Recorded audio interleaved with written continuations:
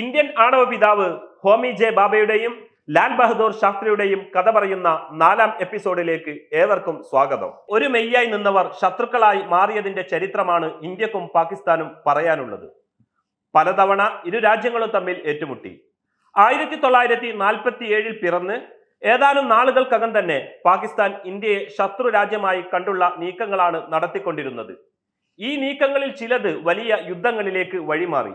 ഇരു രാജ്യങ്ങളും സ്വതന്ത്രമായി മാസങ്ങൾക്കകമായിരുന്നു ആദ്യ യുദ്ധം. ജമ്മു കശ്മീർ ആയിരുന്നു ഏറ്റുമുട്ടലിലേക്ക് നയിച്ച പ്രധാന വിഷയം.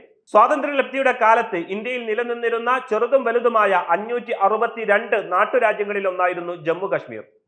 ബ്രിട്ടീഷ് മേൽക്കോയ്മയ്ക്ക് വിധേയമായി നാട്ടുരാജാക്കന്മാരാണ് ഈ നാട്ടുരാജ്യങ്ങൾ ഭരിച്ചിരുന്നത്. 1935 ഇന്ത്യ ഗവൺമെന്റ് നിയമപ്രകാരം ബ്രിട്ടീഷ് ചക്രവർത്തിയുടെ അതീശാധികാരത്വത്തിന് കീഴിൽപ്പെടുന്നതും എന്നാൽ ബ്രിട്ടീഷ് ഇന്ത്യയുടെ ഭാഗമല്ലാത്തതും ഏതെങ്കിലും നാടുവാഴിയുടെ അധികാര മേഖലക്കകത്ത് നിലനിന്നിരുന്നതുമായ ഭൂപ്രദേശങ്ങളാണ് നാട്ടുരാജ്യങ്ങളായി കണക്കാക്കിയിരുന്നത്.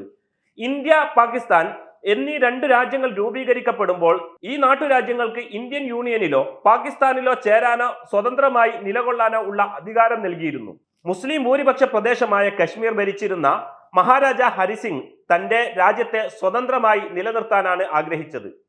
ഏഷ്യയുടെ ഹൃദയഭാഗത്ത്, ദക്ഷിണേഷ്യയുടെയും മധ്യേഷ്യയുടെയും മധ്യത്തിലായും ഇന്ത്യ ഉപഭൂഖണ്ഡത്തിന്റെ വടക്കു പടിഞ്ഞാറുമായാണ് കശ്മീരിന്റെ സ്ഥാനം. പാകിസ്ഥാനോടും അഫ്ഗാനിസ്ഥാനോടും ചൈനയോടും അതിർത്തി പങ്കിടുന്ന വിധം നിലകൊള്ളുന്ന ഈ ഭൂപ്രദേശം ഇന്ത്യയെയും പാകിസ്ഥാനെയും സംബന്ധിച്ച് തന്ത്രപ്രധാന ഇടമാണ്.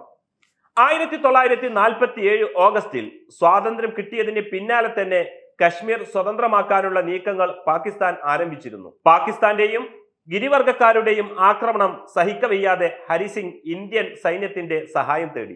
ഇതോടെ പാകിസ്ഥാൻ ആക്രമണത്തെ ചെറുക്കാൻ ഇന്ത്യൻ സേന രംഗത്തെത്തുകയും ഇന്ത്യയുടെയും പാകിസ്ഥാന്റെയും സൈന്യങ്ങൾ നേരിട്ട് ഏറ്റുമുട്ടുകയും ചെയ്തു. അതിർത്തി കടന്ന് ബാരാമുള്ള വരെ എത്തിയിരുന്ന പാക് പിന്തുണയുള്ള ആക്രമികളെ ഇന്ത്യൻ സേന ശക്തമായി പ്രതിരോധിച്ചു.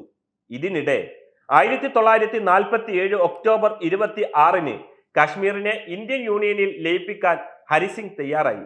കാശ്മീരിന് പ്രത്യേക അംഗീകാരം നൽകി 370 വകുപ്പ് കൂട്ടിച്ചേർത്തായിരുന്നു ഇന്ത്യക്കുള്ള രാജാവിന്റെ അധികാര കൈമാറ്റം.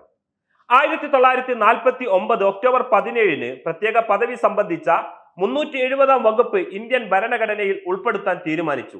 കാശ്മീരിന് പ്രത്യേക ഭരണഘടന, ഒരു സംസ്ഥാന പതാക, ആഭ്യന്തര കാര്യങ്ങളിൽ സ്വയംഭരണം തുടങ്ങി പ്രത്യേക അധികാരങ്ങൾ അനുവദിച്ചു കൊടുക്കുന്നതായിരുന്നു ഈ വകുപ്പ്. ഇത് പ്രകാരമുള്ള ജമ്മു കശ്മീർ ഭരണഘടനാ സഭ 1951 ഒക്ടോബർ 31 ആദ്യമായി ചേർന്നത്. 2019 ഓഗസ്റ്റ് 5 റദ്ദാക്കപ്പെടും വരെ 370 വകുപ്പ് നിലനിന്നു. 1947 ഒക്ടോബർ 22 ആരംഭിച്ച 1ാം ഇന്ത്യ പാകിസ്ഥാൻ യുദ്ധം 1949 ജനുവരി 5 അവസാനിച്ചെങ്കിലും കാശ്മീർ ഇന്ത്യയുടെ നിയന്ത്രണത്തിലാകുന്നത് പാകിസ്ഥാന് അംഗീകരിക്കാവുന്നതിലും അപ്പുറമായിരുന്നു.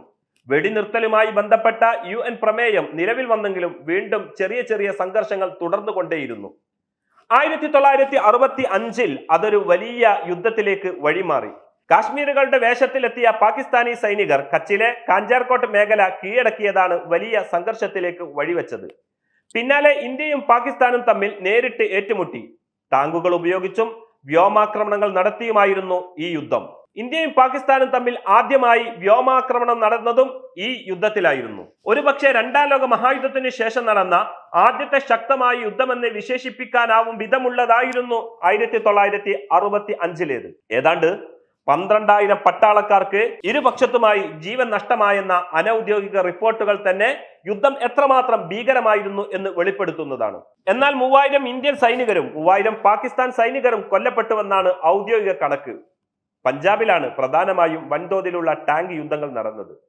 1947-48 മുൻ യുദ്ധത്തിൽ നിന്ന് വ്യത്യസ്തമായി ഇന്ത്യയും പാകിസ്ഥാനും ഒരുപോലെ നേട്ടങ്ങൾ അവകാശപ്പെടുന്നുണ്ടെങ്കിലും പാകിസ്ഥാന്റെ പ്രധാനപ്പെട്ട സൈനിക പോസ്റ്റ് ആയ കാശ്മീരിലെ ഹാജി പീർ പിടിച്ചെടുക്കാനായതും പ്രധാന പാക് നഗരമായ ലാഹോറിനെ നിരന്തരമായി റോക്കറ്റ്, പീരങ്കി ആക്രമണങ്ങൾ കൊണ്ട് വിറപ്പിക്കാനായതും ഇന്ത്യയുടെ വലിയ വിജയമായാണ് വിലയിരുത്തപ്പെടുന്നത്.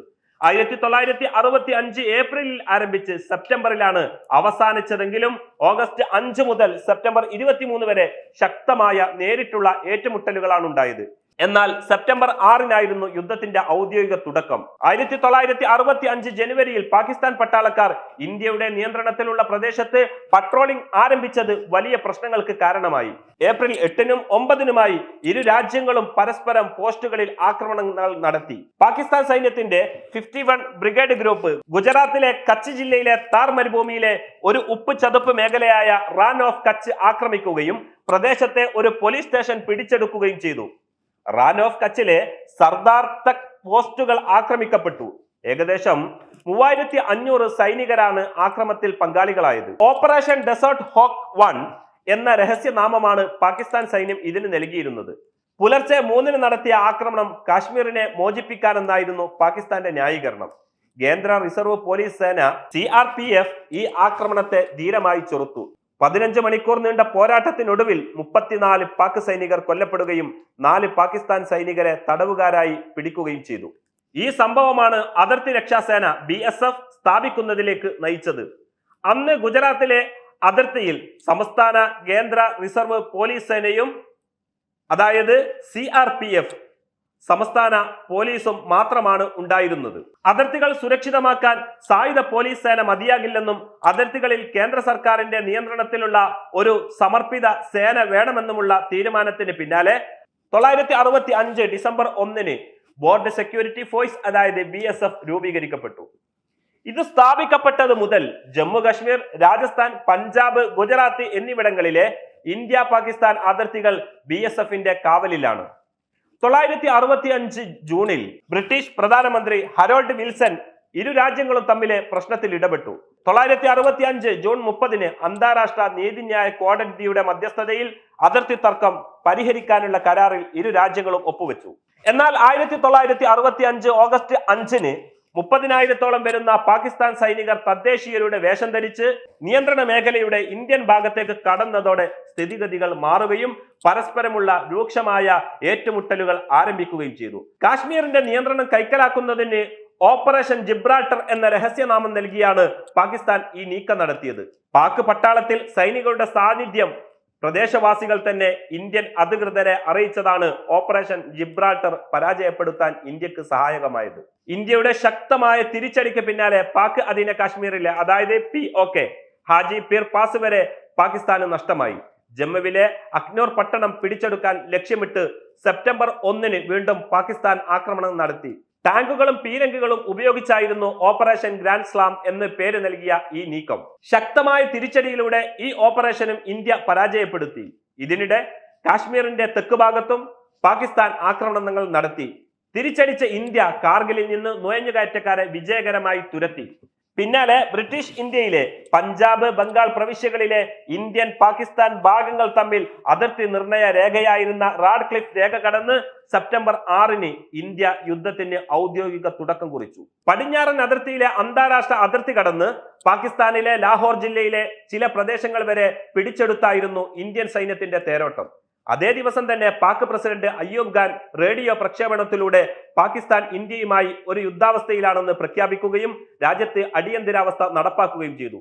10,000-ങ്ങൾക്ക് ജീവഹാനി സംഭവിക്കുകയും യുദ്ധം ഒരു ദുരന്തത്തിലേക്ക് നീങ്ങുകയും ചെയ്തതോടെ ലോകരാജ്യങ്ങൾ പ്രശ്നത്തിൽ ഇടപെട്ടു. സോവിയറ്റ് യൂണിയന്റെയും അമേരിക്കയുടെയും എല്ലാം ഇടപെടലിൽ യുദ്ധം അവസാനിക്കുകയും 1966-ൽ ഇരു രാജ്യങ്ങളും സോവിയറ്റ് യൂണിയനിലെ ഉസ്ബെക്കിസ്ഥാനിലെ താഷ്കന്റിൽ വെച്ച് കരാറിൽ ഒപ്പിടുകയും ചെയ്തു.